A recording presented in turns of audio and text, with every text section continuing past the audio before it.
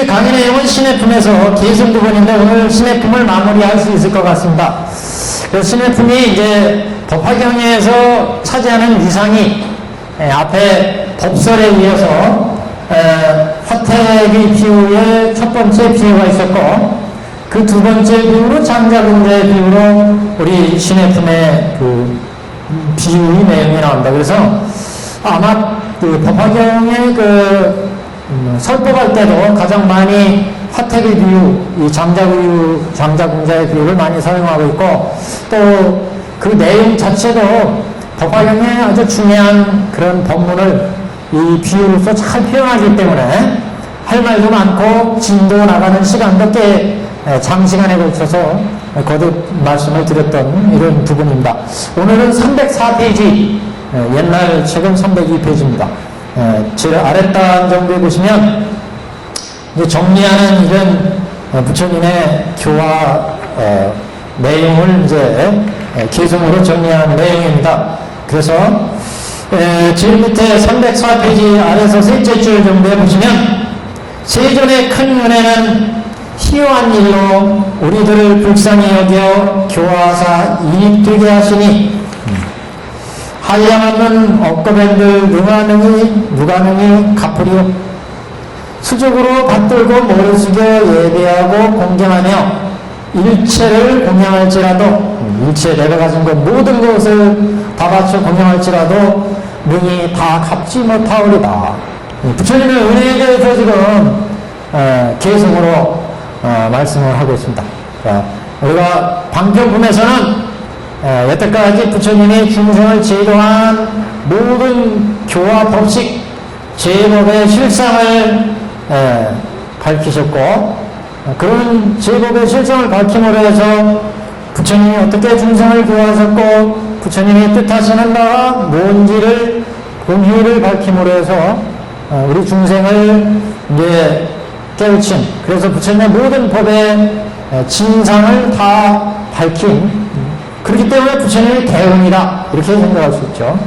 그 비유의 말씀이 그 법의 말씀이 어렵기 때문에 그걸 한번 다시 비유로 얘기한 게 비유품의 화택의 비유였습니다. 그래서 중생들이 혹시 이해하지 못할까봐 화택 3도의 비유를 들어서 부처님이 중생을 교화하는 내용을 또 풀어 설명하셨고 그래도 또 이해하지 못하는 중생을 위해서 4대 보살로 하여금 장자군자의 비유를 들어서 부처님이 어떻게 중생을 교화하는지 그 3대 화택 오타각세에서 중생들이 오운맥에 빠져가지고 가진 생사고에 빠져있는 중생들을 어떻게 부처님이 교화하는지 그 교화의 진장을 장자군자의 비유로 다시 말씀하셨고 그러니까 부처님의 은혜가 세존의 은혜는 참으로 희유해서 여태까지 이렇게 중생을 자선하고 또 중생을 위해서 그 모든 법의 실상을 제대로 밝혀주신 분이 없었다. 그래서 세존의 큰 은혜는 희유한 일로 우리들을 불쌍히 여겨서 교화하사 이익되게 하시니 한량없는 억거만들 불가능히 아프리. 그 은혜를 우리가 어떻게 갚겠느냐.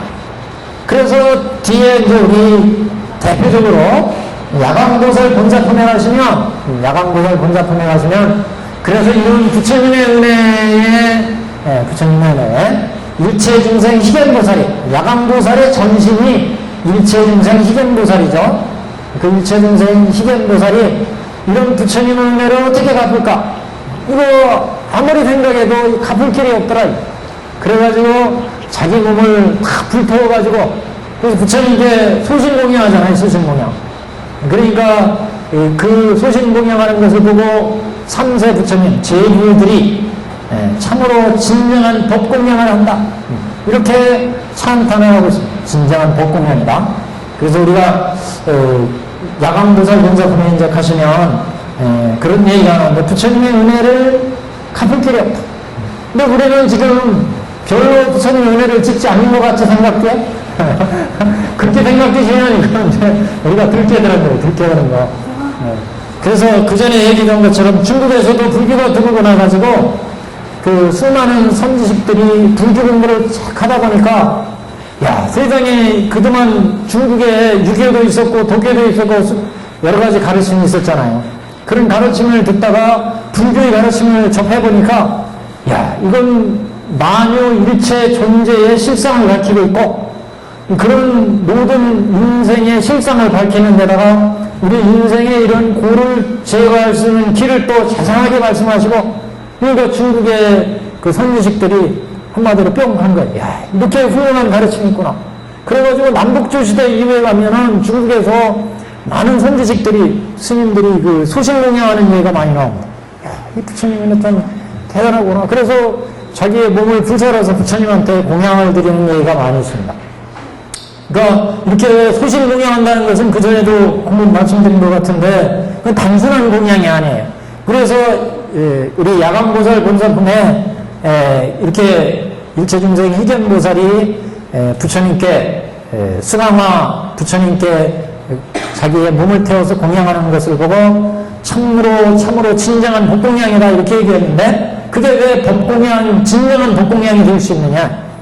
그거는 단순히 이 아픈 것, 괴로운 것을 참고 자기 몸을 불사른다고 해서 그게 법공양이 아니에요.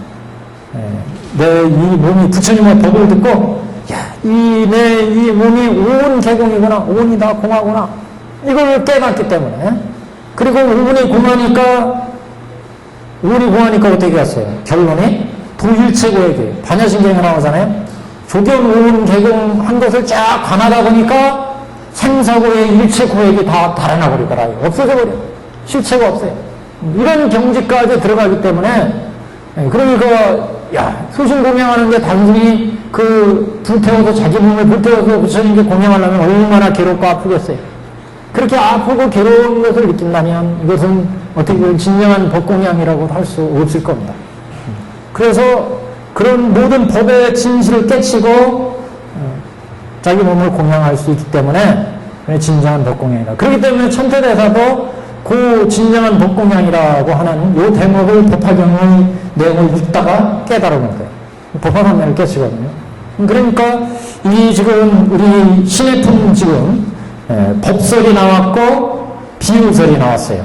그래서 법설에서 부처님의 자기 중생을 제도하는 자기의 본남을 다 털어놨는데 눈치 빠른 사립을 존재하는 이해했다.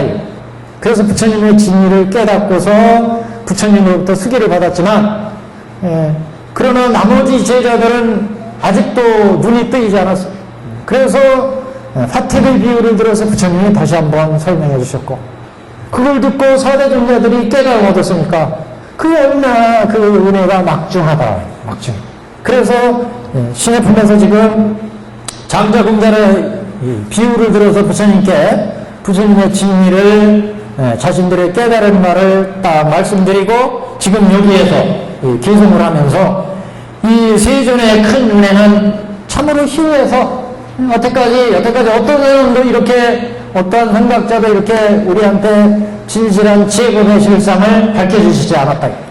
그래서 세존의 큰 은혜는 희유한 일로 우리들을 불쌍히 여겨서 교화해서 이익되게 하시니 참으로 그 은혜를 억거맨들 누가 갚으려 이렇게 지금 그래서 수족으로 받들고 머리 숙여 예배하고 공경하며 306페이지입니다. 그래서 우리가 부처님 예배 드릴 때는 지심기명례 하잖아요. 지심기명례. 자기 모든 마음을 다 바쳐서 공양을 공경 예배를 드린다. 그래서 우리 평범한 범부 중생들은 함부로 자기 몸을 분살아서 바칠 수 없잖아요. 그러니까 지심기명례 하는 수밖에 없어요. 지심기명례. 그러니까 그런 것으로 보면 우리가 삼국시대 2차도원이 그 왕과의 그 분교를 열기 위해서 목을 치잖아요. 목을 치. 이것도 일종은 공양 아니겠어요? 공양. 소신공양. 자기 몸을 불태우진 않지만 자기 몸을 맞춰서 이 불법의 대의를 펼 수 있게 그래서 이제 법왕한테 그래서 거기 목을 딱 치니까 흰피가 나왔다. 그런데 그 흰피 나온 것이 이제 중요한 게 아니라 사실은 이차돈이 그 죽기 전에 한 얘기, 그 비상한 그 도를, 비상한 일이 있고 난 후에 비상한 도가 있게 된다. 그래서 여태까지 보지 못했던 신라 사이에서 알지 못했던 이러한 그 가르침을 자신은 불교를 이차돈은 적어도 불교를 알았다는 거죠. 그 알고 나서 보니까 이 불교의 이 대의가 우리 중생들을 만도에 걸쳐서 우리 중생들한테 복을 줄 수 있는, 깨달음을 줄 수 있는, 괴로움을 제거할 수 있는 훌륭한 가르침이다. 그래서 기꺼이 자기 학문을 바치겠다는 얘기를 하거든요. 법공왕한테. 그래서 법공왕과 이제 사전에 교감이 이루어지면서 내가 이렇게 그 당시에 이제 법공왕이 청경림 그 숲을 딱 비워내고 대흥륜사 절을 지으려고 했는데, 그래가지고 불교를 피려고 그랬는데 신하들이 들고 일어나가지고 절을 짓고 불교를 펴는 것은 불가하다. 우리 백성들이 지금 먹고 살기도 어렵고 흉년이 들어가지고 어려운데 지금 불교를 피고 절을 짓는다는 것은 안 된다. 그러면서 이제 막 반대하잖아요. 그래서 법공왕이 이 불교를 펴서 우리 중생들의 괴로움을 제거할 수 있게 해야 되겠는데 이 좋은 뜻을 어떻게 펴야 되느냐. 그러면서 노심초사하다가 이제 대흥륜사 절을 짓게 되는데, 그게 신하들한테 탈로 나가지고 신하들이 이제 법공왕을 탄핵하는 지경에 이르잖아요. 그래서 그걸 이제 벗어나기 위해서 자기 이렇게 조카 정도 되는데, 그래서 이제 그 이차돈하고 사전에 그 입을 맞춘다고 해요. 사전에 교감을 해요. 그래서 내가 그 이차돈이 이렇게 의로운 일을 위해서 내가 죽는다는 것은 아무것도 아깝지 않다. 자기 목숨이. 이런 얘기를 하면서 자기가 왕은 그런 명령을 내린 바가 없는데 내가 왕명을 사칭해서 이 절을 짓도록 했다.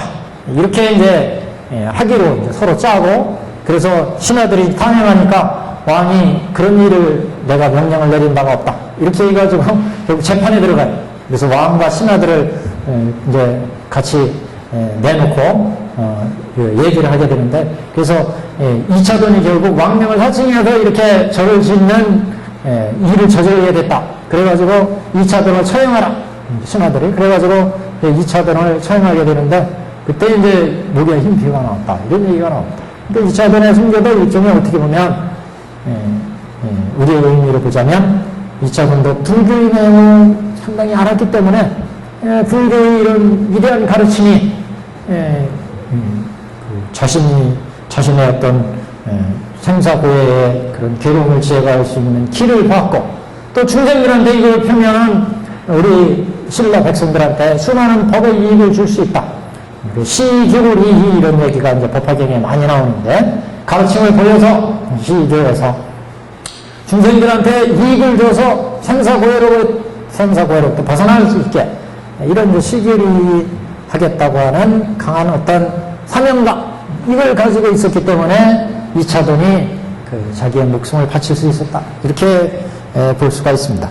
여기도 지금 이렇게 종종 경전에서 보면 부처님의 은혜 뭐 이런 얘기들이 많이 나오는데, 이제 우리 보통 범부 중생들은 깨달음을 얻지 못한 어두운 목매한 그런 지혜에서, 목매한 안목에서 보면 이게 뭐 그냥 부처님의 은혜 이렇게 크다는 얘기인가 보다 이렇게 생각할 수 있지만, 실제 도를 깨친 사람들이나 부처님의 진정한 뜻을 이해한 사람들은 이게 참 대단한 부처님의 은혜다.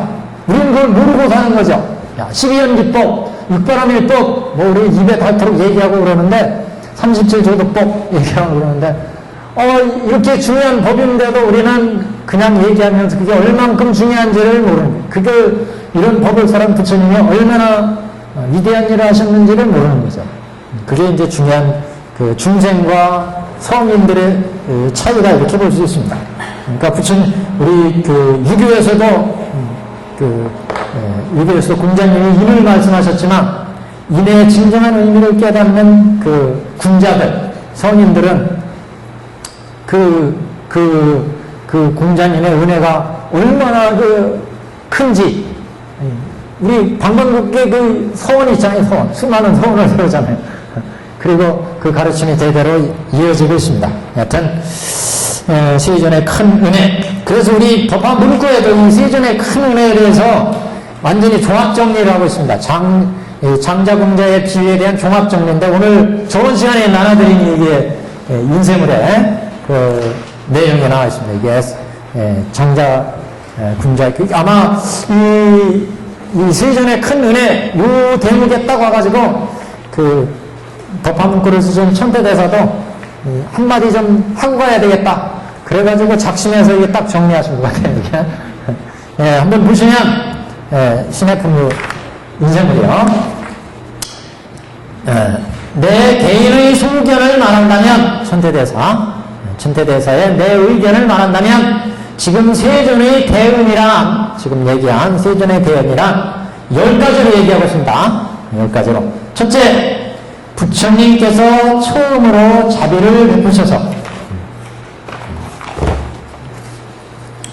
부처님께서 처음으로 자비를 세워서 육도의 고를 건지시고, 육도 윤회의 중생들의 괴로움을 건지시고, 사성의 낙을 주사, 사성은 우리가 어디부터 성인이죠?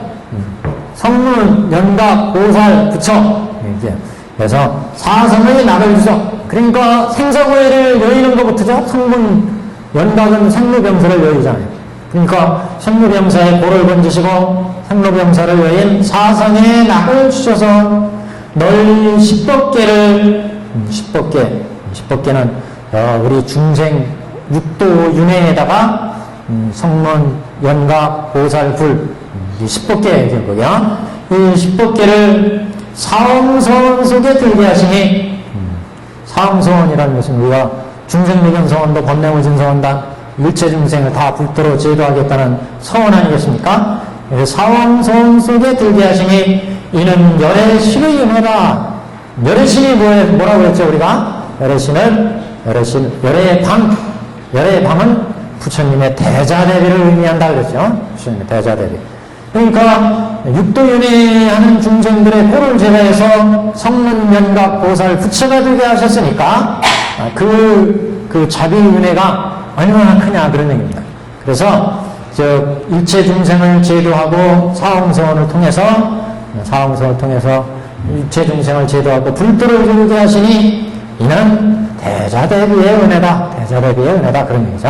열애실의 은혜다. 그러니까 자비로 육도의 고를 건지시고, 그게 완전히 그냥 싹 정리하셨잖아요. 부처님의 법을.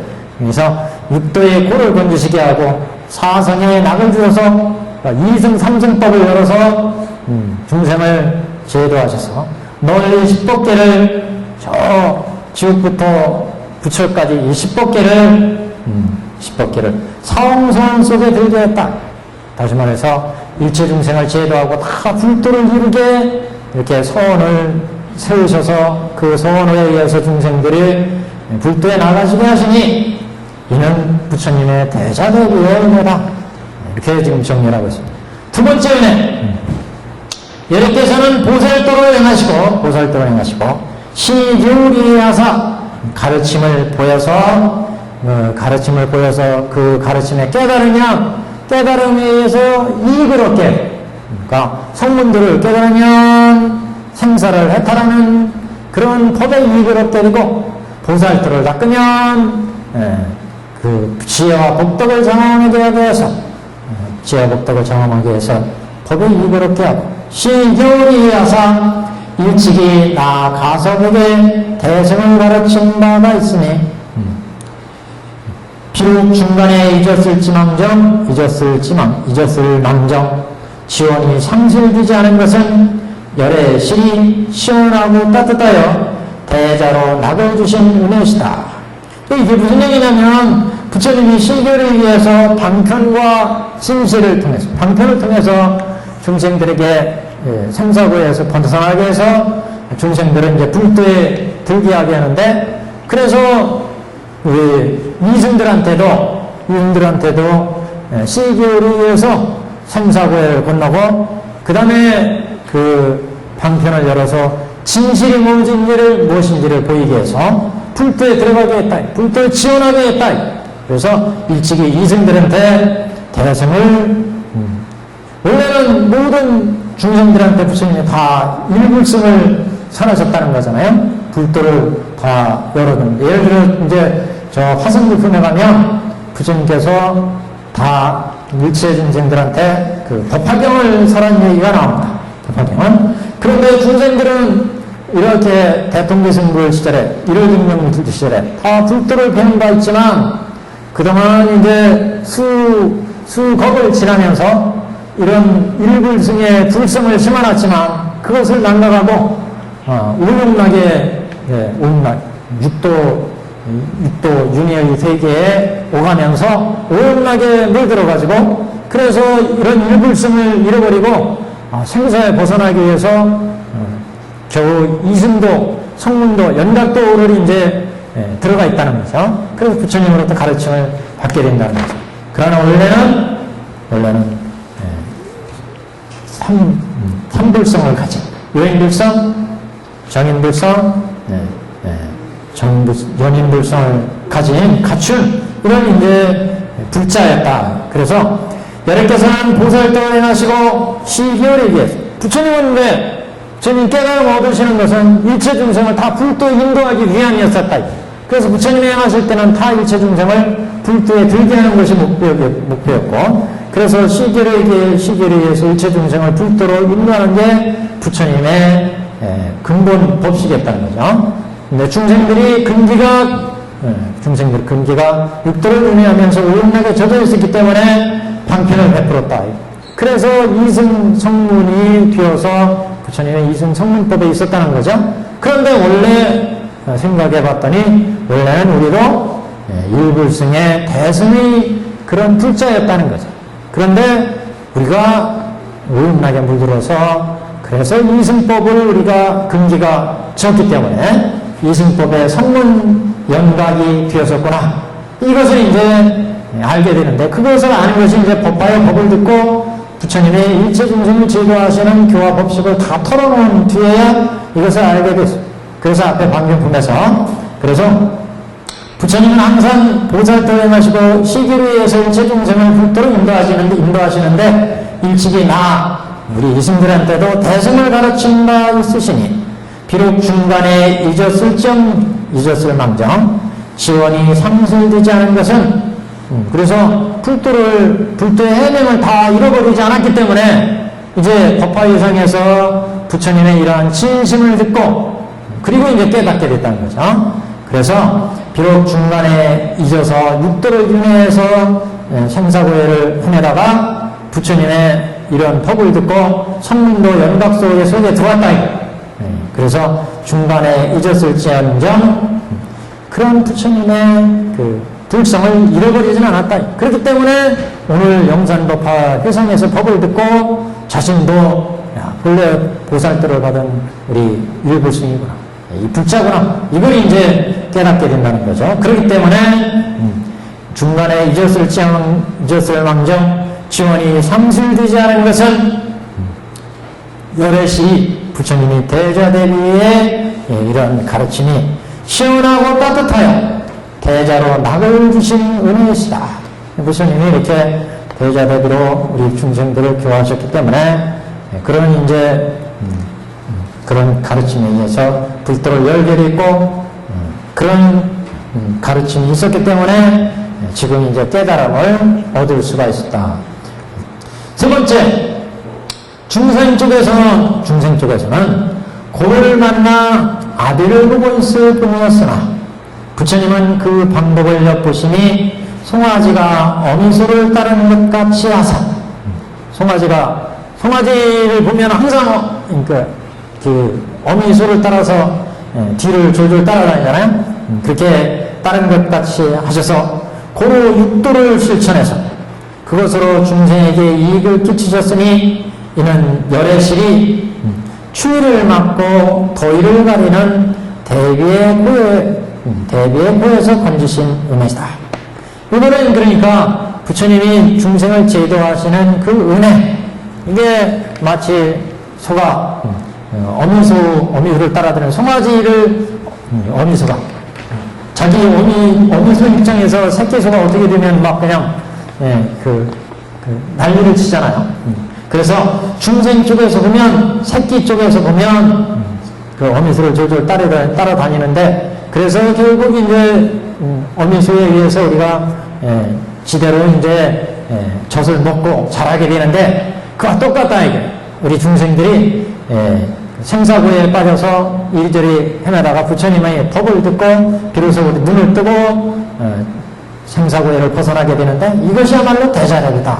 열애실의 대자력이다. 그런 얘기죠. 중생 쪽에서 보면 고를 만나서 아비를 보고 있을 뿐이었으나, 그래서 새끼 그 송아지가 어미소를 졸졸 따라다니는 것, 그것뿐이었던 것 같은데, 그렇게 졸졸 따라다니다 보니까 어미소가 아기소를 보호해가지고 젖을 먹이고 해서 키우더라. 똑같이 우리 중생도 우리 부처님을 보고, 생사고해에서 빠져가지고 부처님을 바라만 보고 있었더니, 부처님께서 성문성, 명각성, 보살성 열어가지고 이 어미소가 아기 새끼 송아지를 가르치듯이, 이렇게 대자대비의 그런 공덕으로 우리가 불법을 만나서 육도를 벗어날 수가, 육바라밀을 실천해서 불도로 얻을 수가 있더라, 그런 얘기죠. 중생 쪽에서 보면 고를 만나서 아비를 보고 있을 뿐이었으나, 그러나 부처님은 그 방법을 엿보시니 송아지가 어미소를 따는 것 같이, 중생들이 뭐야? 지혜가 작으니까 이 지혜 작은 중생들한테는 어떻게 가르쳐야 되느냐, 젖을 주어서 가르치는데, 그 젖이 성문성, 영각성, 보살성, 어미소가 아이기 송아지를 가르치듯이, 이렇게 중생들은 그냥 새끼 송아지 보세요. 그냥 어미 젖만을 바라보고 항상 쫓아다녀. 우리 중생들도 생사고해에서 결국 부처님의 법에만 의지하고 있는데, 우리 어느새 부처님이 어미소가 새끼 송아지를 가르치듯 이렇게 가르쳐가지고 생사고해를 벗어나게 하더라. 그래서 그 은혜가 아주 만중하다. 그래서 고로 육도를 실천해서 부처님은 그 방법을 엿보시니, 송아지가 어미소를 따는 것 같이 해서 고로 육바라밀을 실천해 그것으로 중생에게 이익을 끼치셨으니, 열애실은 자비라고 했어요. 부처님의 대자대비가 추위를 막고 더위를 가리는 대비의 고에서 건지신 은혜이시다. 근데 뒤에 추위를 막고 더위를 가리는 거는 되게 인욕에 부처님의 열애의로 표시를 많이 하는데, 여기서는 대자비로 봐가지고 열애실로 봤어요. 열애실은. 그래서 추위는 여태까지 여러 가지 생사고에 이렇게 봐야 되겠죠. 열애실이 추위를 막고 더위를 가리는 대자비로서 고에서 건지신 은혜이다. 넷째로 부처님께서는 성도하고 나셔서 응당 무의 정멸의 낙을 받으셔야 할 것인데도 그 신통스러운 덕을 숨기셔서 가난뱅이 아들이 바라는 법인 5개 10선의 냉수를 얼굴에 끼얹어 깨어나게 하시니, 불의로 탐욕의 열을 가르치는 은혜다. 그러니까 우리가 중생들이 부처님이 깨달고 나서 그 깨달으신 법을, 내 이 법의 즐거움에 취해가지고, 나 그냥 여기에 들어가 있고, 그 법의 즐거움 속에 그냥 취해가지고, 내 여기에 그냥 들어가 있어도, 그래가지고 범천들이 부처님 그러시면 안 됩니다. 우리 중생을 위해 설해 주십시오. 이렇게 범천에 권청이 있었다고 그러잖아요. 그래서 부처님 쪽에서 보면, 애써서, 난행고행 끝에 부처님이 불도를 이루셨는데, 그냥 그동안 고생도 하셨으니까 그 법의 즐거움에 그냥 혼자 계시지, 그냥 중생을 위해서 다시 또 생사고에 나오셨을까, 이렇게 생각할 수도 있는데, 부처님은 이런 고를 다 마다하시고 생사고에 나왔다. 그 은혜가 그러니까 얼마나 크겠느냐, 이런 뜻이죠, 한마디로. 그래서 부처님께서 성도하고 나셔서 무의정멸의 낙을 받으셔야 할 것인데도 그 신통스러운 덕을 숨기사 가난뱅이 아들들이 바라는 법인 그 생사고에 있는 중생들은 그냥 선업을 짓고 선공덕을 쌓으면 그러면 선한 과보가 있더라. 이거 정도는 우매한 백성들도 되게 이해를 해요. 그러니까 지금 여기에서 가난뱅이 아들들이 5개 십선을 행한다. 계를 잘 지키고 십선을 행하면 남한테 잘 베풀고 선행을 베풀면 그냥 남한테 인정받고 또 부자도 되고 그 과보로. 그래서 이런 정도의 법에 우리가 취할 수 있는데 부처님께서는 여기에 만족하지 않으시고 결국 그래서 탐진치를 다 끊어서 이런 모든 본래의 근원인 탐진치를 다 끊어서 생사고해의 열을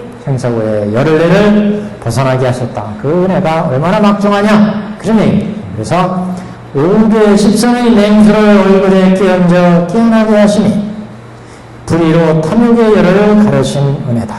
우리 이제 신의 품에서는 장자공자 비유에서 그래서 아버지를 찾아서 왔지만 저분이 자기 아버지인지를 모르고 그 아들이 그래서 아버지로부터 도망가려고 그러니까 아버지가 그 옆에 있는 그 화려한 옷을 입은 사람을 시켜서 쫓아가 잡잖아요. 그러니까 아이가 막 까무러치고 쓰러져요.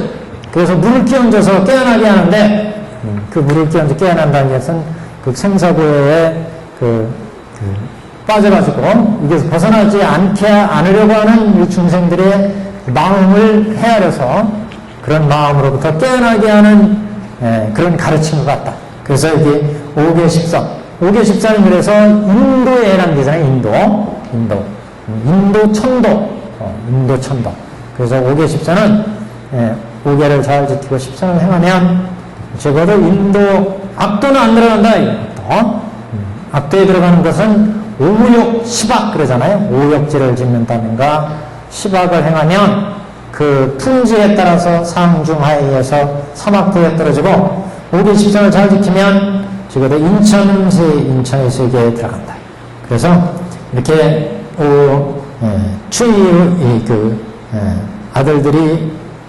아들들이 바라는 법인 생사 육도에 떨어져 있는 인천의도에 떨어져 있는 아이들이 기껏 평범하게 바라는 부처님의 아들이 된다는 생각은 못 일으키고 기껏 바라는 게 인천의 세계에서 조그만 소득을 얻는 것 품삯을 받고 그 속에서 그 품삯의 즐거움 그 품삯을 받아서 그 먹고 사는데 선공덕을 지어서 먹고 사는데 풍족하게 살아가는 이 정도의 그 소견이라 이거죠.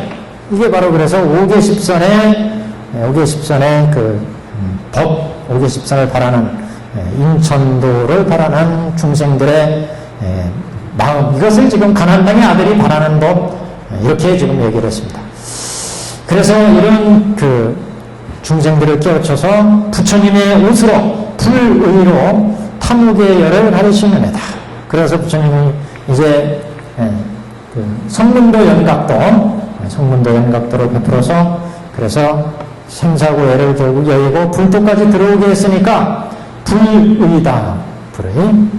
이게 불의라는 것은 열의 의 이렇게 생각하시면 돼요. 지금 우리가 열의 실, 열의 의, 열의 좌 이렇게 하잖아요. 여기서 열애는 일불승의 지금 부처님의 자비예요. 그러니까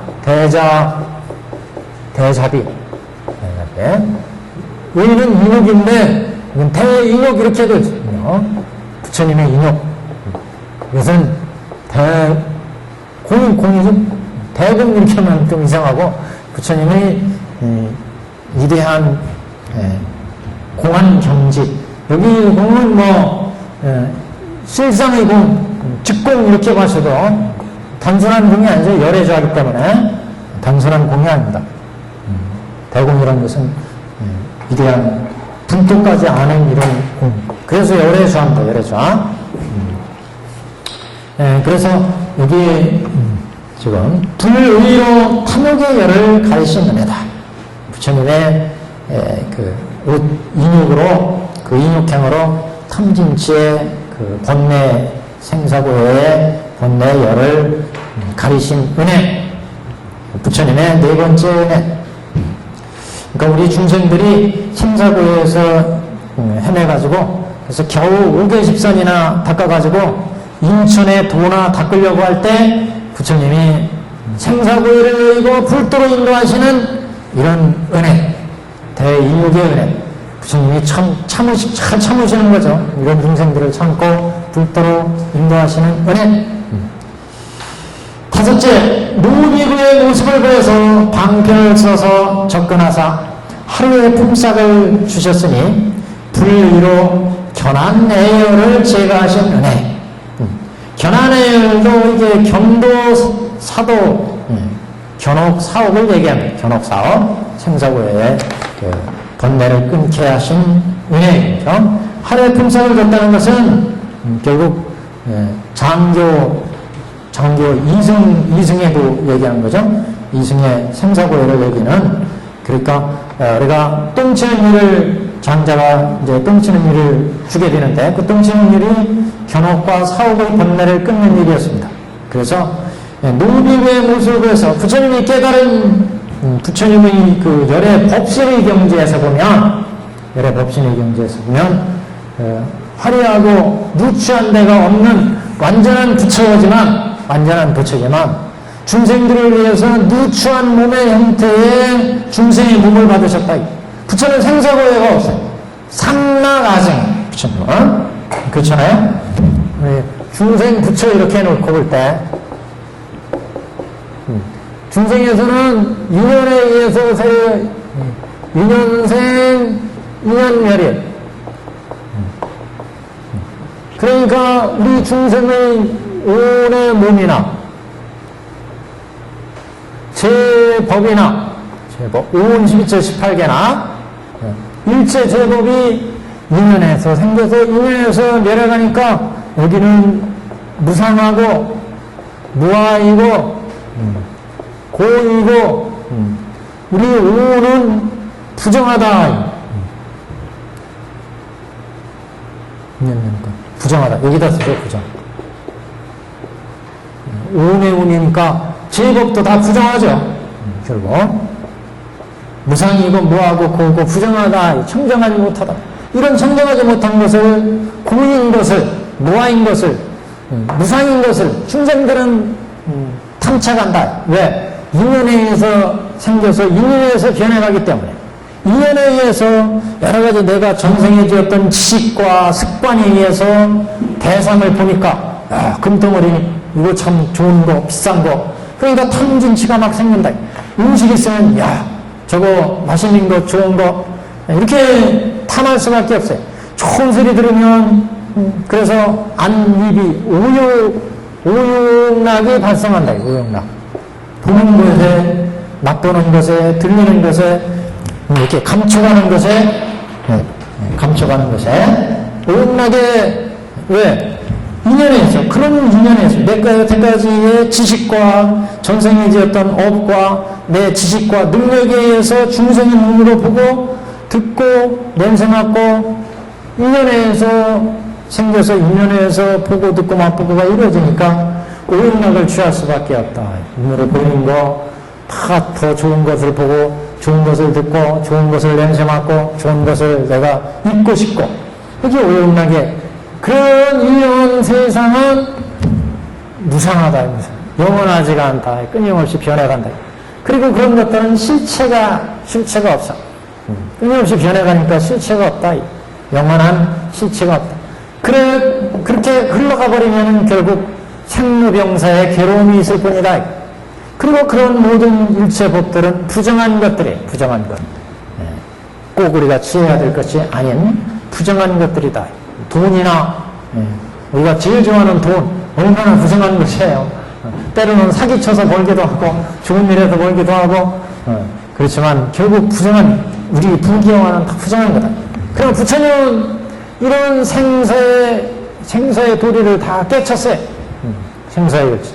그래서 제법의 진리를 다른 깨달음을 얻으시고, 정각을 얻으시고, 정각. 바른 깨달음을 얻었기 때문에 이런 모든 운의 몸이 운의 몸이 그러니까 이렇게 인연생 인연멸하니까 우리 중생의 몸은 부정하다. 제 법이 다 부정하다. 그러나 부처님은 이런 정각을 이룬 그런 청정한 몸이니까 정이다. 정. 그리고 여기는 부처님은 항상하다. 상. 그리고 여기는 진실한 아가 있다. 부처님의 불성. 진실한. 그리고 여기 부처님은 항상 법락을 누르신다. 법락을 누르신다. 우리는 보는 것, 듣는 것에 의해서 좀 더 좋은 것을 듣고자 하고, 왜? 욕망이 생기기니. 좋은 것을 듣고자 하고, 자꾸 뭔가 하고자 하고 하는 욕망이 생긴다. 인연에서 결합돼서 보니까. 그 욕망, 욕구는 만족될 수가 없어요. 아무리 내가 돈을 많이 벌고 높은 시에 올라갔다 하더라도 거기에 결코 만족하지 않아요. 더 높은 것을 자꾸 바란다. 이 세계의 모습이. 그렇기 때문에 부정하다는 거죠. 그런 인연의 도리를, 이 세 제법의 도리를 바로 깨달으셨기 때문에, 그 부처님은 참, 그래서 정하고 항상 그런 욕망이 없으니까, 욕구가 없으니까, 여기는 낙이다. 그리고 항상한 불성의 정각의 본체인 불성이 아가 있어요. 그리고 거기에는 영원한 인연에 의해서 생해서 인연에서 멸하는 그런 세계가 아니니까 여기는 부처의 세계는 제법은 인연에서 멸해 생해서 인연에서 멸. 우리 오의 몸도 인연에서 생겨가지고 인연에서 우리가 태어나서 인연에서 결합되니까 1살, 2살, 10살, 100살, 20살, 100 꼴깍 이렇게 생로병사를 가지만 여기는 영원한 이런 생로병사 인연의 진실을 알았기 때문에 이런 부처의 세계에서는 영원한 부처의 몸을 가지기 때문에 영원하다. 그러니까 여기는 보통 이제 법신 그러잖아요. 법신. 그렇기 때문에 이런 부처님의 세계는 우리가 열반 삼덕 보통 이렇게 얘기하는데 그래서 이런 생사고해 올라가고 보니까 생로병사 생사고해가 있어요. 이런 생사고해에서 벗어나기 때문에 해탈덕 그러잖아요.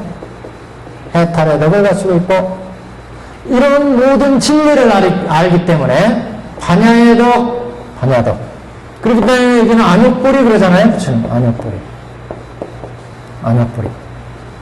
그리고 해탈덕. 여기는 법신의 덕을 갖추고 법신덕.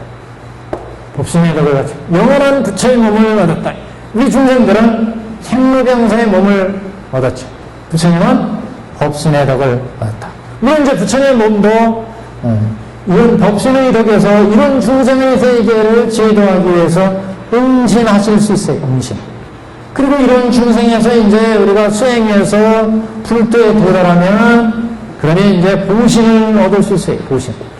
그래서 법신, 보신, 응신이 형성되지만 원래 부처님의 본체의 몸은 법신이다. 법신. 그래서 이런 법신 덕을 부처의 경지는 갖추고 있다. 그래서 우리 중생의 세계와는 이렇게 차이가 있다는 거죠. 중생의 차이가. 그래서 부처님의 세계, 우리 중생의 세계. 여기서도 이제 부처님의 덕을 지금 이게 열애실, 열애좌 주로 이제 이렇게 세 가지 부처님의 덕의 입장에서 부처님의 은혜가 얼마나 치중한지를 중생을 제도한 부처님의 은혜가 얼마나 치중한지를 이제 깨우치고 있습니다. 그래서 천태대사가 이렇게 지금 장교의 입장이죠. 다섯째는 장교의 입장입니다.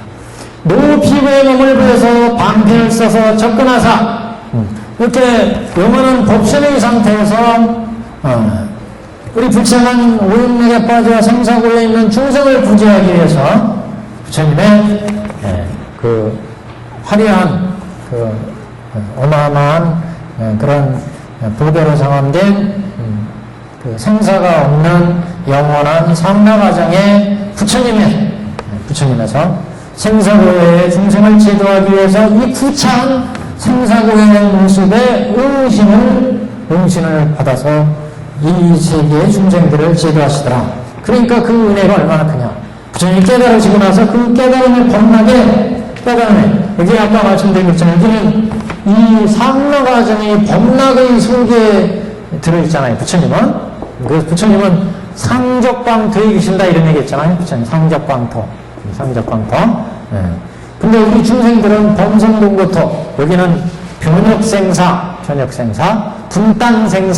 분단생사가 업에 의해서 육도 중요하는 분단생사 지역이라. 그래서 이런 부처님의 상적광토에 이런 부처님의 상락의 세계에서 그 법의 즐거움, 우리 중생들은 오락에 의해서 그 즐거움에서 산다고 그랬잖아요. 보는 즐거움, 듣는 거, 좋은 거 먹고 좋은 거 보고 좋은 거 입고 하는 이 즐거움에 사는데 그게 부정하다 이거죠. 그러니까 그런데 우리 부처님은 그런 그 중생의 이런 도리를 다 깨쳤기 때문에, 해탈이기 때문에 항상 법의 증명, 법락을 즐기고 산다 이거죠. 그런 법락의 즐거움을 그냥 누리고 계실만 한데 중생을 위해서 이 응화하신 생사고해가 있는 응화의 몸을 받으셨다 이게. 그러니까 얼마나 우리가 부처님이 고마우냐 이거죠 지금. 부처님의 은혜라 입장에서 이제 얘기하고 있습니다. 그래서 노비고의 모습을 보여서 그래서 응화신해가지고 노비고의 모습을 보여서 중생을 제도하려니까 그래서 방편을 써서 접근하사 하루의 풍삭을 주셨으니, 하루의 풍삭은 견옥과 사고를 끊는 우리가 사념처, 오정신관, 사념처, 사성근이 이런 이제 생사고해를 놓이게 하는 그런 지독 단독을 의미합니다. 하루의 품삯을 주셨으니 불의로 부처님의 인욕의 이 인욕행으로 경한 애여를 제거하신 은혜다. 부처님의 이 대인욕행으로 생사고의 그 괴로움을 무릅쓰고 그것을 참으시고 그래서 견옥과 사옥의 그 똥치는 일을 똥통을 차고 가셔가지고 견옥 사옥을 끊는 그런 이제 부처님의 법, 그 법이 이제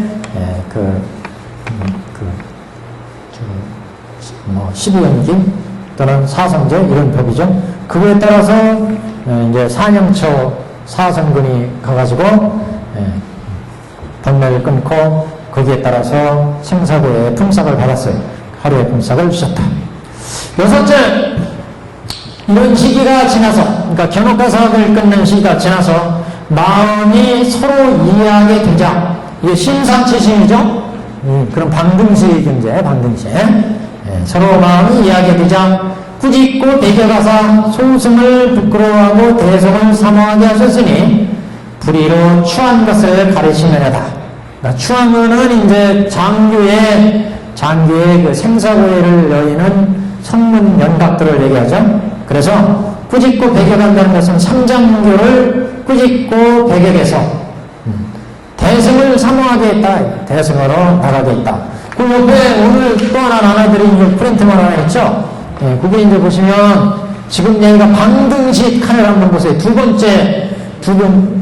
번째 오시 내용에서 보시면 방등시, 화엄시, 녹원시, 방등시 있죠? 이후 8년간 그리고 유마승년 승만, 뭔가 금강명경 그리고 대 보시면 옆에 탄가 이렇게 있죠? 탄가. 그래서 소승을 지탄하고 가책을 한다. 장교, 소승을 가책한다 그런 얘기예요. 밑에 우시우미 피오에도 보시면 방등시 보시면 탄가 그랬죠? 탄가. 그래서 지탄하고 가책을 한다 그런 얘기. 그리고 옆에 보시면 채신 그랬죠? 법화경의 장자궁자의 의미로는 채신. 그래서 여기는 지탄하고 가책을 하는 이런 이제 방등시의 가르침이다. 그것을 이제 불의로 부처님의 대인욕행으로 다 부처님의 대인욕이라 불의로 추한 것을 가르친 은혜. 반등의 법을 베풀어 주신 은혜. 그러니까 우리가 보시다면 그 화엄시, 그 다음에 노건시, 방등시, 반야시, 법화열반시 이렇게 놓고 볼 때 우리 방등시는 심상최신이고 여기는 가책을 하는 거. 그래서 지금 화엄시 이후로 여기는 동교 이렇게 얘기하고 여기를 점교로 얘기하잖아요. 그래서 부처님이 그냥 법락에 머물러 있었어도 괜찮은데 그런 법락의 상락의 즐거움, 상락과정 속에 부처님의 법락을 누리시지 않고 중생을 위해서 이 구차한 중생 세계를 위해서 정교를 열었다 이게. 그러니까 인육이에요. 부처님의 대인육행이라. 열의 옷을 입고 우리 중생들을 노빅으로 중생들을 가르쳐서 똥치는 일을 시켜서 견옥과 사업 끊게 하셨고 이게 다시 방등지를 선해서 인육행이죠. 인육의 옷을 입으시고 그래서 자기 누차한 옷을 입으시고 심상체신해서 중생들한테 대승의 믿음이 생기게 해서 소승을 버리고 대승으로 오게 했다. 그러니까 점교란 말이죠. 점교예요. 그래서 중생을 이렇게 고난을 무릅쓰고 구참을 무릅쓰고 중생을 지어가시기 때문에 지금 우리 여섯째 이런 시기가 지나 마음이 서로 이해하게 이런 시기는 똥치는 일을 하는 거 이런 시기 20년 똥치는 일을 하는 시기를 지나서 마음이 서로 믿게 되자 꾸짖고 대결하사 소승을 부끄러워하고 대승을 사모하게 하셨으니 불의로 추한 것을 가리신 은혜다. 불의로 부처님의 인육형으로 무슨 뜻인지 아시겠죠? 자, 그 다음에 일곱째 분부하여 가업을 관리하게 하시고 여기는 반야시예요. 반야시. 그러니까 분부하고 분부한다는 것은 이제 여기에서 가업을 관리했다는 것은 장자분자에 비해서 이제 죽음이 멀지 않았음을 알고 자기의 모든 재산을 아들한테 주면서 네가 마음대로 이걸 한번 운영해봐라. 창고에 금은보화가 가득 들어있는데 이거 다 네가 한번 해봐라. 이렇게 이제 위지 그랬죠. 우리지. 그래서 우리 도표에 보시면 여기 도표에 보시면 두 번째 박스 55미 쪽에 보시면 반야시에는 도태 그러니까 앞에 방등시에서 소승을 부끄러워한다고 그랬으니까 이 소승은 이미 도태시키고 대승만을 이제 얘기하는데 대승의 부처님의 모든 가르침을 다들한테 물려준다. 그래서 위지예요. 그래서 네가 아는 만큼 이걸 만들어 운영해봐. 그래서 위지에서 반야시에서는 부처님의 가르침을 전전상교해가지고 이 부처님의 법제를 마음대로 운영하는 것 이걸 이제 위지 이렇게 얘기를 합니다. 그래서 여기 일곱째는 분부하여 가업을 위지하게 하시고 관리하게 하시고 근본이 가득 찬 창고 안의 재물을 다 알도록 하시니 창고 안의 재물 부처님의 법제의 실상을 다 공의 도리를 알면 알 수가 있다. 그래서 반야에서 부처님의 모든 법제를 이승들한테 탁 주어가지고 부처님의 가피에 의해서 법을 운영하게 하는데 그래서 여기서 지금 부처님의 가업을 관리케 하셨다. 그래서 금은이 가득한 창관의 재물을 다 들어갔으니 불의로 나에게 장엄을 부여하신 은혜다. 부처님의 은혜로. 이것도 지금 정교잖아요. 그래서 이 부처님의 이 삼라과정의 법락 속에서 부처님이 중생을 위해서 모든 법제를 다 빌려주는 그래서 마음대로 운영하게 하기 때문에 불의로 나에게 장엄을 부여하신 은혜다. 그래서 불도를 장엄하게 한다. 바람이를 이제 닦아 나가죠. 그러면. 그래서 불도를 장엄하게 했다. 그러니까 부처님이 대자대비로 불도에 들어가는 보살들을 닦게 해주셨다. 이런 의미로 됩니다. 여덟째, 신청을 모아 한자리에서 부자임을 판정하고 가업을 물려주심에 무상의 보리가, 무상의 보배덩어리가 구하지 않은 채 저절로 얻어지게 하셨으니 열애자의 은혜다. 그래서 이제 법화예상이 오면, 그래서 장자가 이제 모든 일가친척을 모아놓고 언제 이 아들을 잃어버려서 이 아들을 찾게 된 경위, 그동안 훈육한 경위를 다 밝혔어요. 그러니까 부처가 이상에 나오셔서 우리 중생들한테 왜 이렇게 수많은 방편을 베풀어서 인도하셨는지 그 진실을, 실상을 다 밝히는 법. 이게 이제 법화의 도리죠. 그래서 일가친척을 다 모아놓고 부자임을 판정하고 가업을 물려줬다. 그래서 일체 부처님의 법을 다 장자가 군자한테 주셨으니, 군자는 이제 더 이상 군자가 아니고 장자가 되죠. 그래서 무상의 보배덩이를 구하지 않은 채 저절로 얻어지게 했다. 구하지 않은 채 저절로 얻어지게 했다는 것은, 원래 군자가 아버지를 찾아왔을 때는 먹을 것을 구하기 위해서요. 근데 먹을 것을 구하기 위해서 생사고에 빠져있는 중생의 생사고에서 벗어나기 위해서 부처님을 찾아왔는데, 결국 이게 노건 반등 반야를 거치면서 그 실상을 알게 되니까, 나도 본래 부처님의 아들이었구나, 나도 원래 저분의 장자의 아들이었구나, 이걸 알게 됐다. 그래서 모든 것이 알게 되기 때문에 저절로 생겼다. 자신이 원한 건 노건시에서는 생사고해를 여의는 것 뿐이었어요. 그런데 결국 불도까지 얻게 됐으니까 저절로 얻게 됐다. 이렇게 지금 얘기를 하겠습니다. 그래서 아홉째, 이거는 그래 열애자의 은혜다 이렇게 봤어요. 열애자. 그래서 모든 부처님의 진실을 알게 됐으니까 모든 실상의 경지를 알게 된, 그래서 여기서 열애자의 은혜다.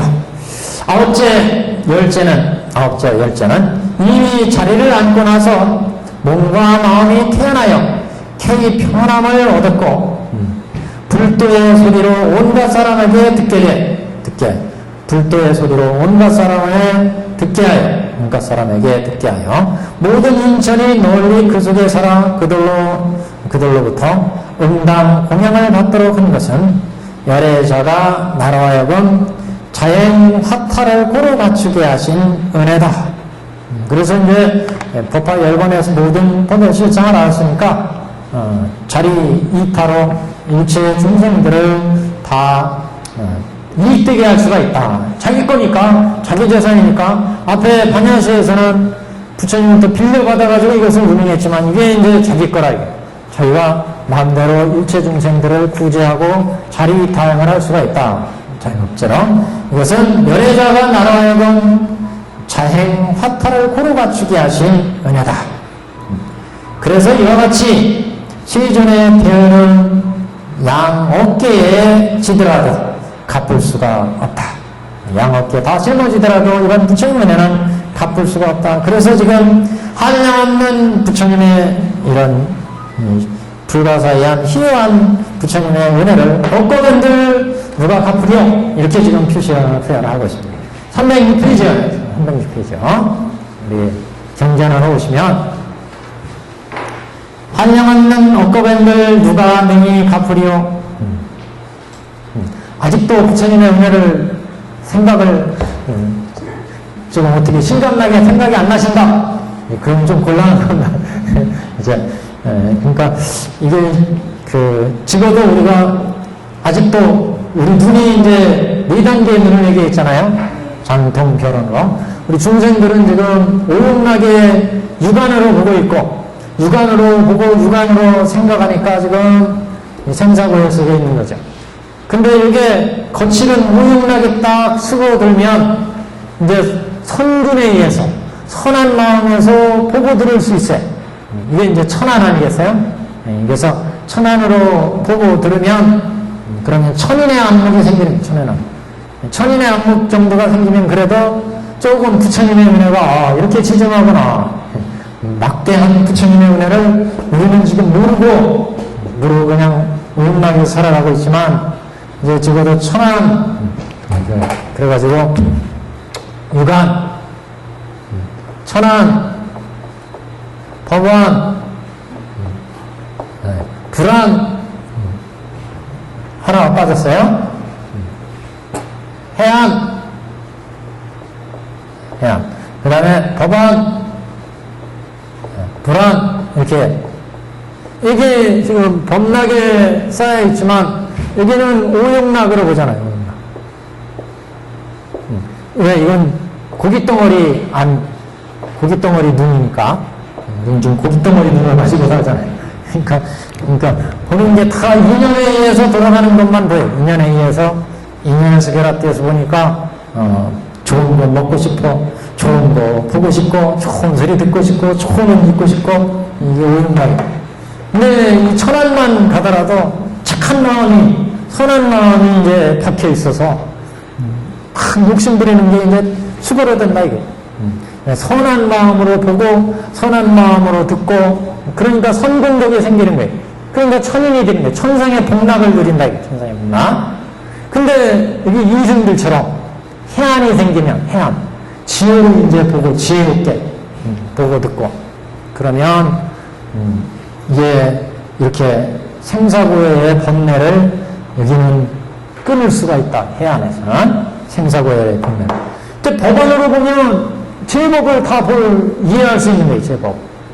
법계의 중생들을 이해할 수 있어. 저 중생은 저렇게 업을 지어가지고 저렇게 고생하는구나. 저 중생은 저렇게 착한 일을 하더니 잘 사는구나. 이거 이 교실은 이렇게 인연지어서 생겼구나. 저 동네는 저렇게 인연지어서 생겼구나. 이걸 이해하니까 법안에서 보니까 그러니까 세계를 제법의 세계를 이해할 수가 있죠. 이거 여기는 이제 수많은 보살들을 닦을 수가 있습니다. 이제 불안으로 보니까 법락에 의해서 보고 듣고 법의 즐거움에 의해서 보고 듣고가 이거죠. 여기는 오용락에 의해서 먹고 살잖아요.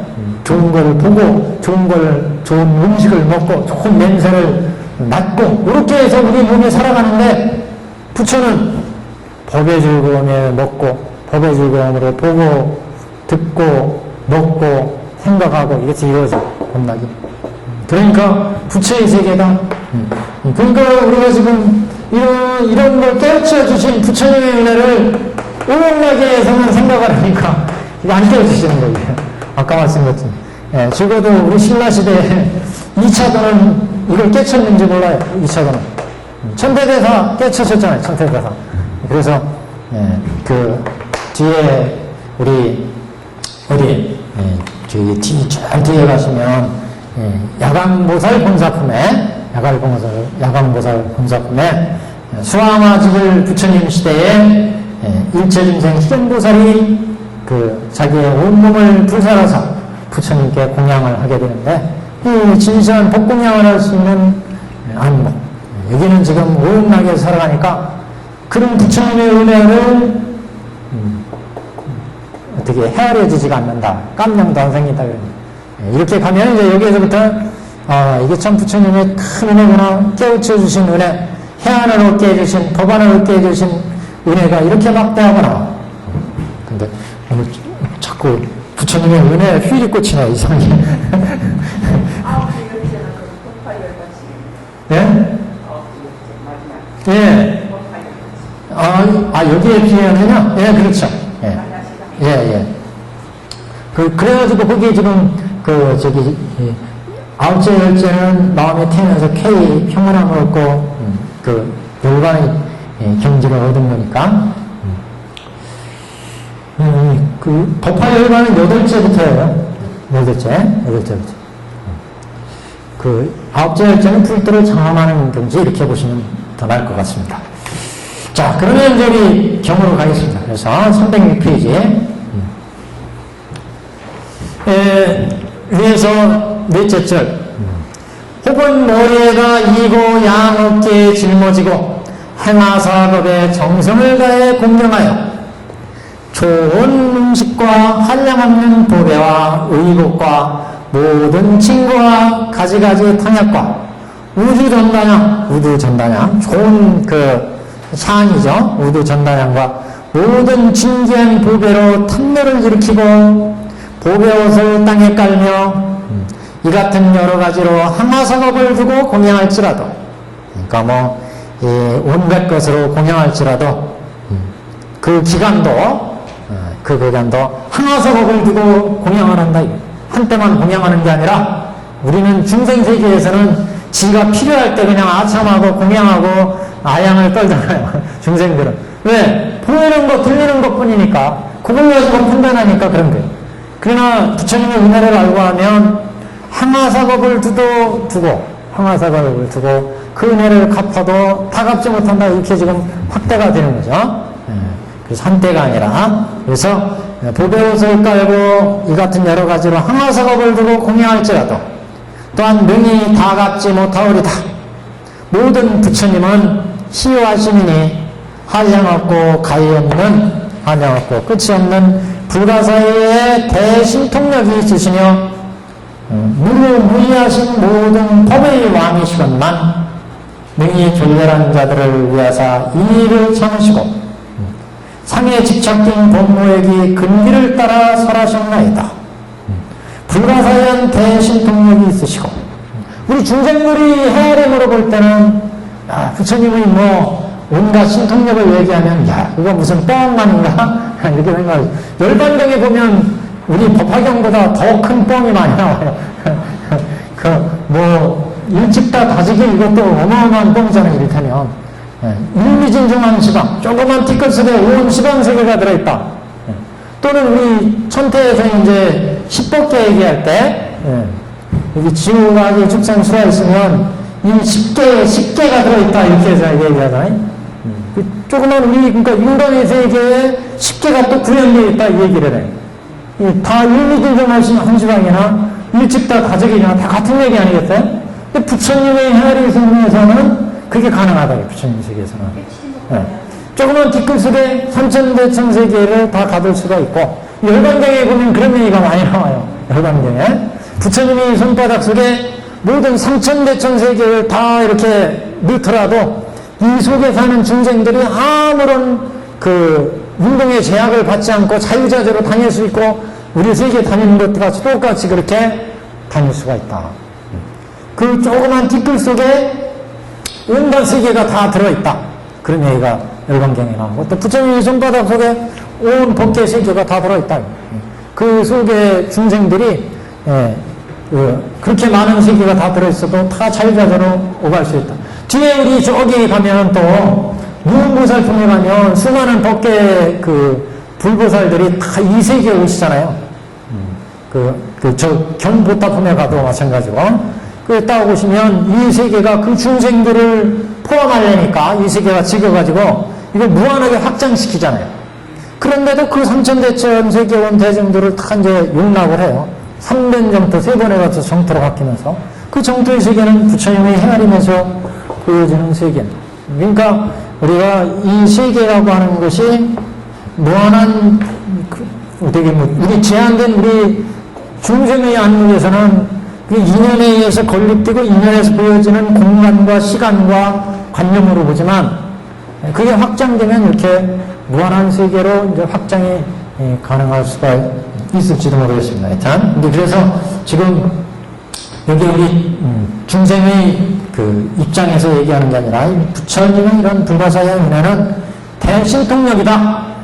대신통력이다 이렇게 얘기를 하고 있습니다. 불가사의한 대신통력이 있으시며 무루무이한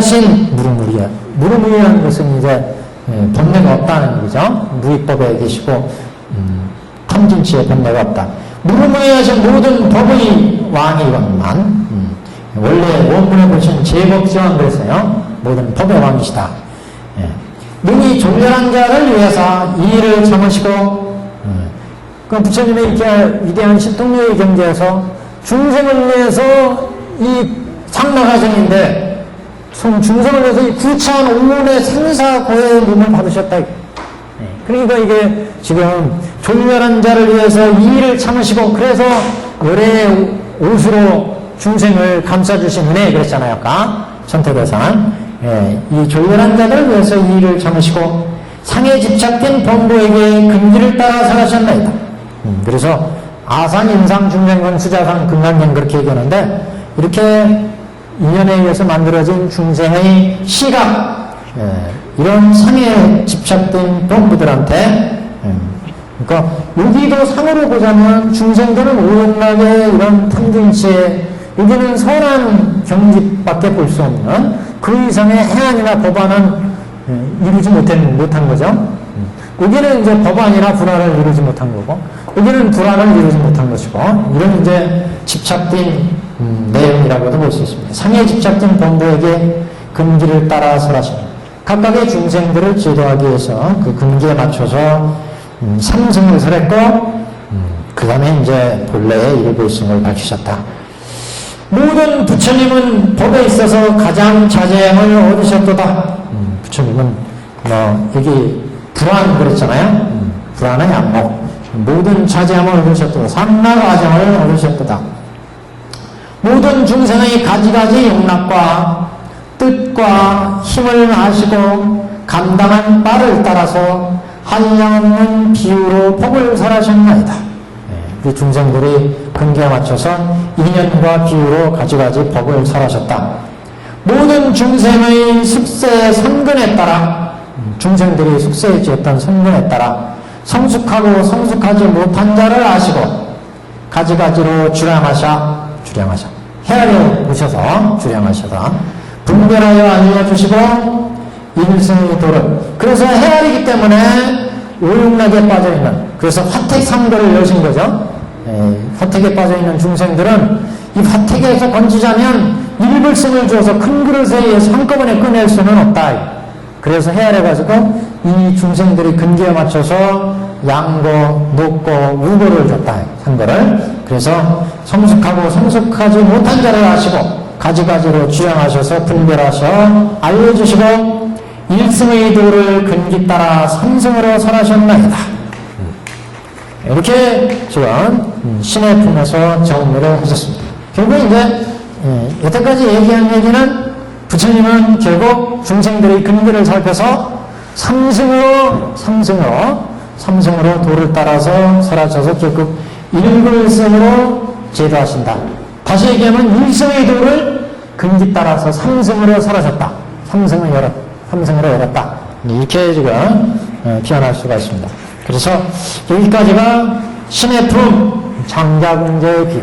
그래서 신의 품의 내용은 우리가 방경품에서 부처님의 제법실상의 법설을 밝히시고 그 법설을 밝히신 이래로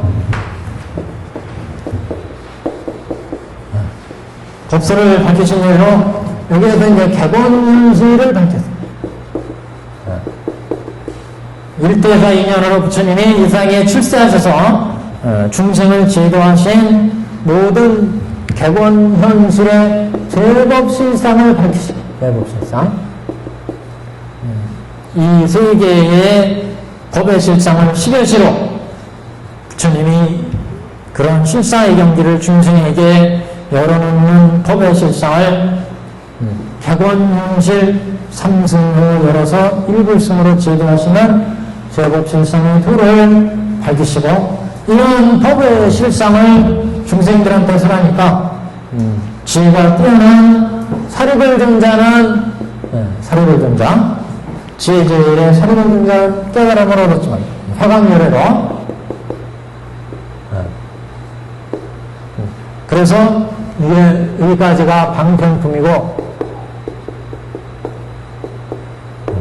그래서 이 길을 이제 법설주 그랬잖아요. 이렇게 법을 깨달았지만 나머지 제자들은 그 의미를 제대로 이해하지 못하자 다시 또 비유설로 화택의 비유를 들어서 중생들을 제도하시는 삼고 일거를 통해서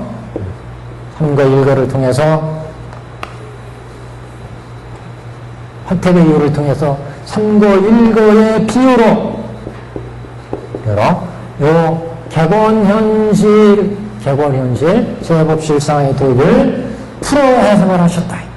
그래서 여기에서 깨달은 게 이제 4대 존재. 4대. 그러니까 나아가서. 가절련, 목걸련, 수고리, 이런 4대 존재들이 여기에서 이제 깨달음을 얻잖아요.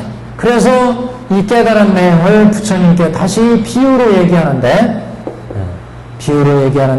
그 비유가 장자궁자의 비유다. 그래서 이 비유와 이 비유를 비교해보면 화택의 비유는 객원실상에 대한 부처님의 그 뜻을 이제 천명했다면 장자궁자는 그 비유를 듣고 자기들이 이해한 말을 부처님께 말씀드리기 때문에 우리 중생의 입장에서 부처님이 어떻게 중생들을 교화하는지를 잘 설명했다. 장자궁자의 비유는요. 그래서 그 어린 장자를 어떻게 부처님을 훈육하셔서 불도까지 인도하는지, 이거를 이제 잘 보여줘요. 여기는 부처님이 중생들한테 다시 한번 설명하니까 내가 중생을 제도할 때 삼승을 열어서 일승으로 제도한다. 이거를 이제 화택의 비유로 쫙 설명을 하시고, 그것을 듣고 장자궁자가 부처님께서 우리를 이렇게 교화하시는구나. 이걸 어떻게 보면은 장자궁자로 말씀을 드리니까 부처님이 어떻게 정교와 통교로 우리 중생들을 교화했는지를 잘 설명한 그런 이제 본문이다. 이렇게 이제 볼 수 있죠. 그래서 장자궁자의 비유로 이제 우리가 우리 중생을 교화하는 부처님의 오시의 교화 방편을 잘 이제 우리가 알 수가 있다. 장자궁자의 비유로. 그리고 이제 또 하나의 비유가 나오는데 그게 이제 그 약초의 비유입니다. 약초요. 그래서 다음 시간에 이제 우리가 진도나가야 될 약초의 비유는 부처님이 지금 여기는 4대 존재가 부처님께 비유로 아랫말씀이었고 화택은 부처님께서 우리 중생한테 다시 설명한 내용이었고 이 설명을 부처님이 들으셨으니까 니들이 이해한 것은 이런 뜻이다 하고 부처님이 다시 한번 약초의 비유로 설명해 주시는 본문. 약초의 비유로 부처는 이 세상의 중생들을 이렇게 제도한다. 그래서 다시 설명해 주시는 내용이 약초의 비유다. 이렇게 볼 수가 있습니다. 그래서 이 장자궁자의 비유는 어떻게 보면 화택의 비유와 같은 내용이지만 오히려 우리 중생들한테 실감이 가고 쉽게 이해가 되는 대목은 부처님이 우리 중생들을 이렇게 교화하시는구나. 이것을 이제 잘 보여준다. 그래서 우리 천태대사가 부처님이 우리 중생을 위해서 베풀어 주신 부처님의 교화의 그런 가르친 내용이 어떻게 되어 있느냐 하는 것을 우시로.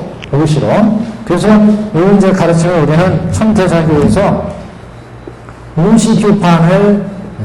우시교판과 연관시켜서 생각을 하고 있고, 이 우시교판이 이 장자궁자의 비유로부터 나온 것이다. 이렇게 이제 보는 거죠. 그래서 우리 이 페이퍼에 보시면 이제 종합적으로 한번 우리가 정리해 보면 우시 내용에, 그래서 처음 분자가 50년 동안 아버지를 잃어버리고 이곳저곳 돌아다니면서 얻어먹고 또 품팔이 하면서 돌아다니게 되는데, 그렇게 육도 윤회하는 시절을 바로 이제 50년 동안 돌아다녔다.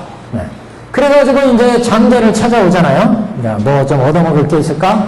그래서 장자를 찾아왔더니 장자가 딱 보니까 쟤는 내 아들이구나. 그래가지고 자기 아들로 이제 삼으려고 그랬어요. 자기 여태까지 자기의 재물을 아끼고 벌어온 것은 다 이 아들을 주기 위한 거였다. 그래서 이 모든 재물을 아들한테 다 줘야 되겠다. 이래가지고 자기 아들한테 다 주려고 그랬지만 이 아들은 거지의 마음, 중생의 마음이기 때문에 이런 아버지의 마음을 이해할 수가 없더라.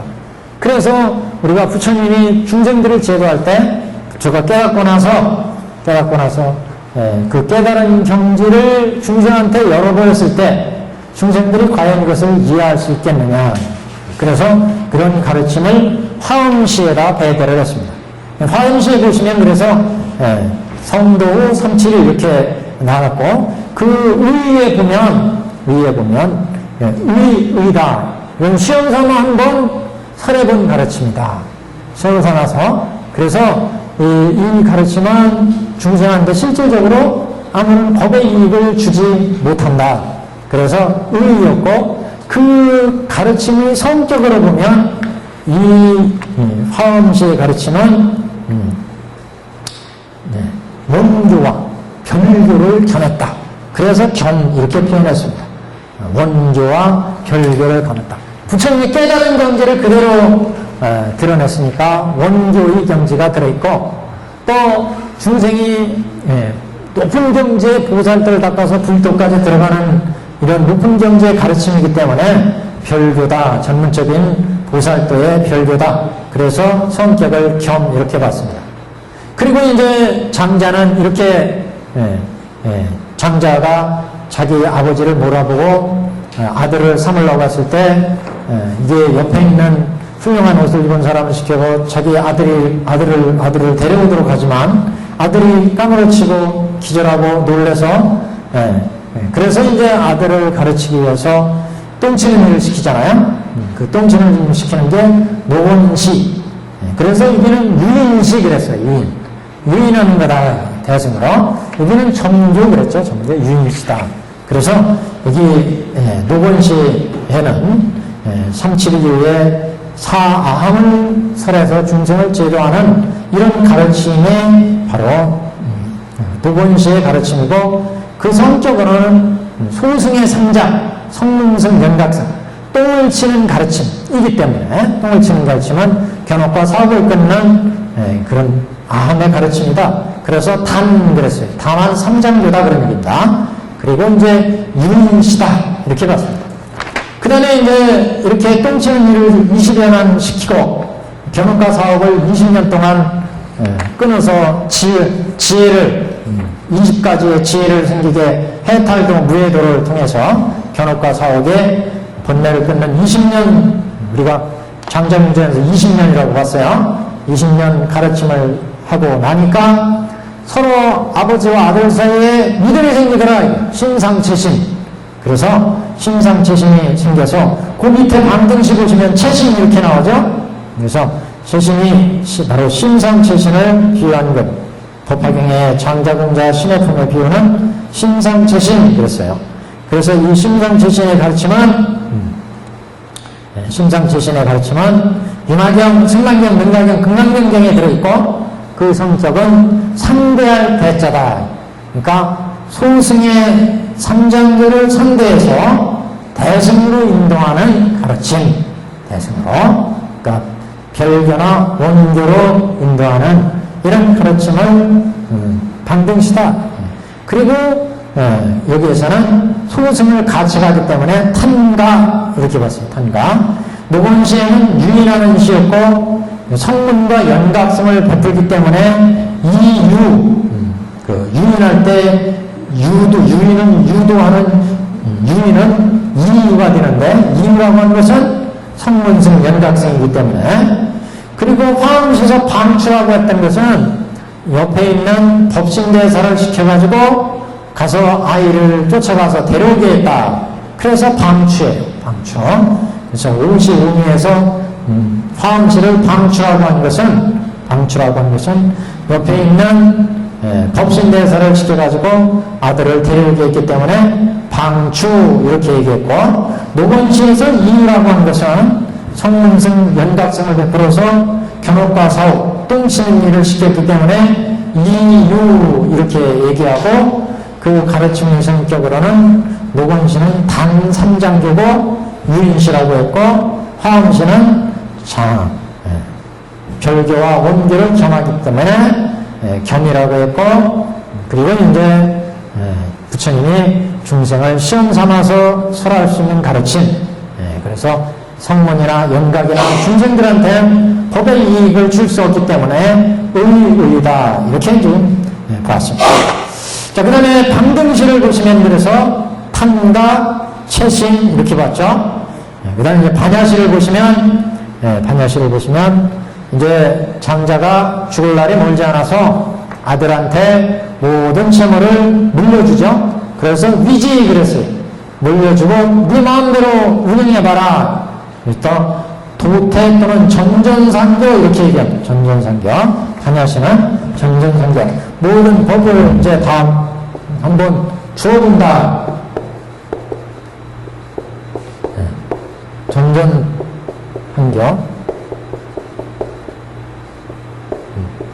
전전상교에서 법을 다 줘가지고 마음대로 운영해봐라. 위지한다. 맡긴다 그런 얘기. 맡겨. 아주 주는 게 아니다. 위지한다. 그래서 반야시에서는 그래서 이미 장교는 다 소성은 다 없어지 도태한다. 반야에서는 반야의 대성에도 우리만 얘기하니까 그래서 도태 그렇게 얘기했고 이게 신의 품에서 위지 채무를 다 맡긴다 이렇게 지금 얘기를 했습니다. 그래서 반야의 경전 600부 반야를 설하게 되는데 이때의 성격은 반야에서는 상대할 때자가 아니고 띠대자를 쓴 것은 이게 장통 결혼 중에 이제 장교는 제외가 되고 여기는 통교와 별교를 띠고 원교로 간다. 그래서 띠대자를 썼습니다. 그래서 대가 되는 것은 별교와 통교를 띠고 같이 대동하고 원교로 간다. 그래서 대동하고 간다 그러네요. 도태시다. 자, 법화열반시에 보시면 법화경과 열반경을 설하게 되는데 그래서 부처가 일체 중생을 제도한 모든 진실을 밝힌다고 그랬죠. 그래서 법화는 개연이다. 무다 열었다. 그리고 모든 이제 법의 재물을 다 아들한테 물려주기 때문에 부업이다. 모든 업을 다 주었어요. 부업. 그래서 이 법화의 이 가르침은 모든 부처의 진심을 다 털어놨기 때문에 순수한 원교다. 순원. 그리고 부처님의 법의 진실을 다 열어주셨다. 그래서 개현 방편을 열어서 진실을 다 드러냈다. 그렇지만 열반경은 가장 이제 열반하기 전에 부처가 우리